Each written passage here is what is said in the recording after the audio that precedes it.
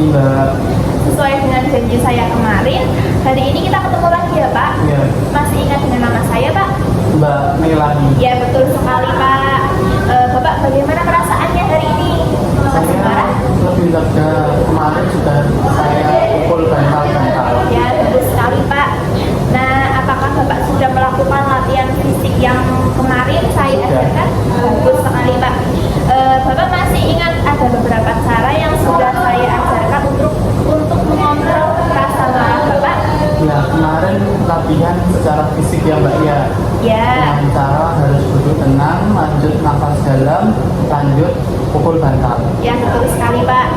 Nah, selain dari cara yang telah saya ajarkan kemarin, ada beberapa cara lain untuk mengontrol rasa marah Bapak. Nah, hari ini kita akan latihan berbicara yang baik-baik Pak. Apakah Bapak bersedia Pak? Bersedia Mbak. Baik, seperti janji saya hari kemarin, hari ini kita akan belajar latihan berbicara yang baik untuk mencegah marah Bapak ya Pak. Tujuannya tujuannya kita latihan cara bicara yang baik untuk mencegah marah Bapak adalah dengan mengungkapkan rasa marah secara verbal. Itu dengan cara menolak dengan baik, meminta dengan baik, mengungkapkan perasaan dengan baik. Nah, kita 5 menit saja ya Pak belajarnya. Ya. Untuk waktunya di sini saja Pak.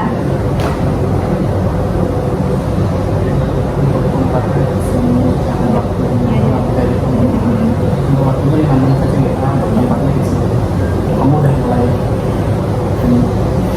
Untuk waktunya kita belajar 5 menit saja ya Pak. Untuk tepatnya di sini saja ya Pak. Nah, mengontrol rasa marah dengan berbicara baik adalah salah satu cara untuk mengelola emosi dengan efektif Pak, terutama saat merasa frustasi atau marah. Ini melibatkan pemilihan kata-kata yang tepat dan penyampaian perasaan dengan cara yang tenang dan konstruktif, bukan dengan emosi Pak, atau berbicara kasar. Tujuan utama mengontrol rasa marah dengan berbicara baik adalah untuk mengurangi dampak negatif kemarahan baik bagi diri sendiri maupun orang lain, serta mencegah konflik yang lebih besar. Yang dibutuhkan hanya kesediaan Bapak untuk mendengarkan, berlatih, dan mencoba. Baik, sekarang kita latihan berbicara baik untuk mencegah marah ya Pak. Ya. Kalau marah sudah disalurkan melalui tarik nafas dalam atau pukul bantal, sudah lega, maka kita perlu bicara yang baik dengan orang yang membuat kita marah. Ada 3 caranya Pak. Yang pertama, meminta dengan baik tanpa marah, dengan suara yang rendah, dengan kata tolong, serta tidak menggunakan kata-kata yang kasar. Contohnya, tolong ambilkan barang itu. Coba Bapak praktekkan. Tolong ambilkan barang itu kepada Bagus sekali saya. Pak. Nah, yang kedua, menolak dengan baik. Jika ada yang menyuruh dan Bapak tidak ingin melakukannya, bisa dengan kata maaf. Contohnya, maaf, saya tidak bisa melakukannya karena saya sedang ada kerjaan. Coba Bapak praktekkan. Maaf, saya tidak bisa melakukannya. Saya sedang ada pekerjaan. Coba cari bantuan yang lain. Bagus. Nah, yang ketiga, mengungkapkan perasaan kesal Bapak dengan baik. Jika ada perlakuan teman atau keluarga yang membuat Bapak kesal, contohnya, Bapak dapat mengatakan, saya jadi ingin marah karena perkataan kamu itu. Coba Bapak praktekkan. Saya ingin marah karena mendengar perkataan itu. Bagus sekali Pak. Bagaimana kalau kita masukkan ini ke dalam jadwal latihan verbal? Ya. Apakah Bapak mau? Ya. Gimana caranya? Nah, caranya Di sini ada kolom M.